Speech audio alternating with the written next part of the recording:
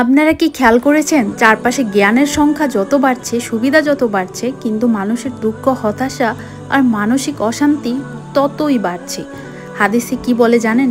রাসূলুল্লাহ সাল্লাল্লাহু আলাইহি সাল্লাম বলেছেন, এমন এক সময় আসবে মানুষ প্রচুর জ্ঞান অর্জন করবে কিন্তু হৃদয় থেকে ঈমান উঠে যাবে। ধন সম্পদ থাকবে কিন্তু বরকত থাকবে না। আর দুনিয়ার পেছনে ছুটতে ছুটতে মানুষ অশান্তিতে ডুবে যাবে। আমরা কিন্তু এখন ঠিক সেই সময়েই আছি। মানুষের অন্তরে দয়া কমে গেছে, অহংকার বেড়েছে।